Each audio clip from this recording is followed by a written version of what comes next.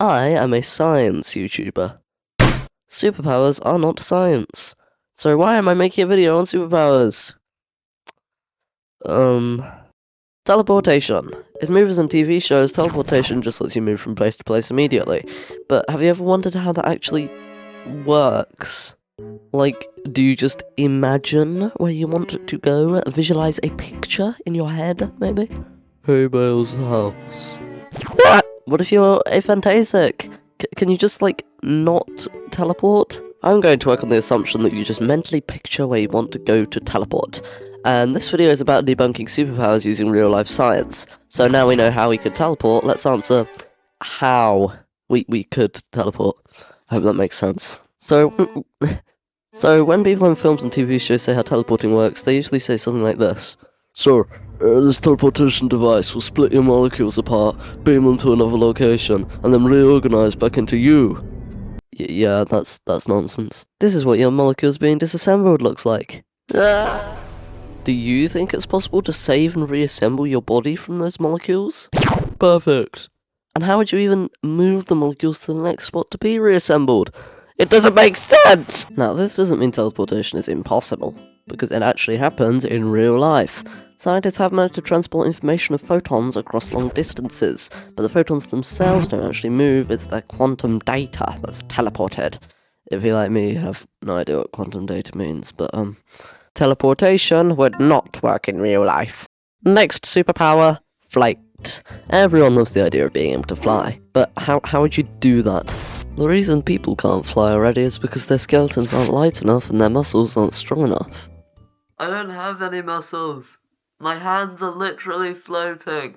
Birds can only fly because their skeletons are hollow. Their wing muscles are incredibly strong and their feathers make them incredibly aerodynamic. Humans are none of these things. Let's do some maths.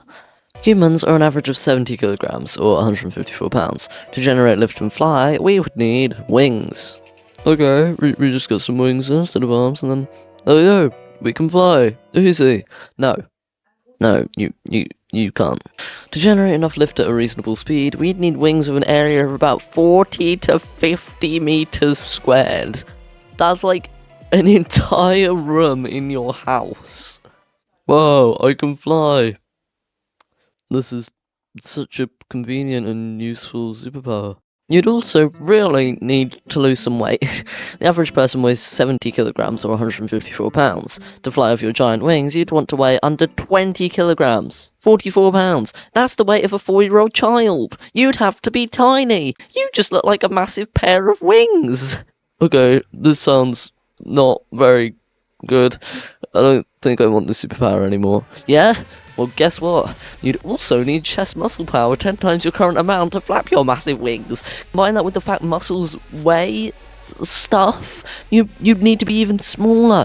You'd be a minuscule buff guy with room-sized wings. This isn't a superpower, it's a curse.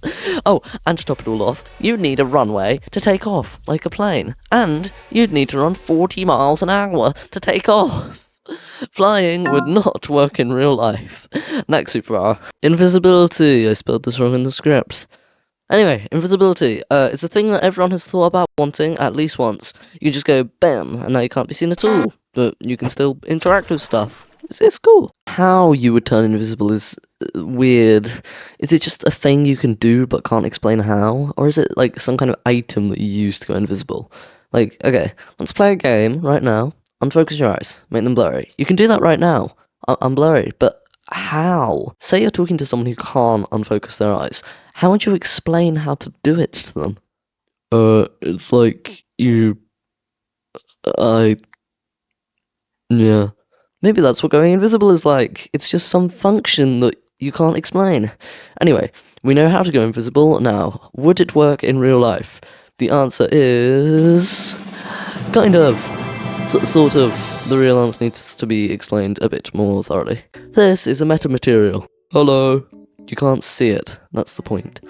Imagine for me a block of bricks. It's easy to see because light just hits it. Bang on.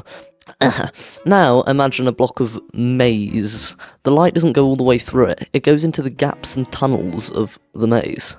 Metamaterials are man-made resources that do that, and as crazy and stupid as that sounds, that is the best explanation I can think of. They bend light around them or absorb it in really weird ways, like a mini maze in a material, and that makes them invisible. And yes, these things exist. They're not just theoretical. You can make cloaking tech with them, or lenses that zoom in infinitely, though we haven't done that yet, and for good reason that I'll explain later. So, if you made a cloak out of metamaterials, could you be invisible? Kind of. There's a big problem with metamaterials, though. They don't bend actual visible light. They bend weird light on other spectrums that we can't see. So you wouldn't be invisible, but you'd be invisible to the other spectrums of light. Also, manufacturing enough metamaterials to make a cloak would be impractically expensive and time-consuming, so it's not something we would do, but it's something we could do. Check me out! Infrared waves of light are bending around me! Where is he? Invisibility would sort of work in real life. A little bit. Not much, but it counts. Thanks for watching! Sorry this video took so long to make. I'm working on other stuff on Foxablue. Please subscribe to me there, not here, my gaming channel, main channel. And if you do subscribe, I will crush this little man in a hydraulic press.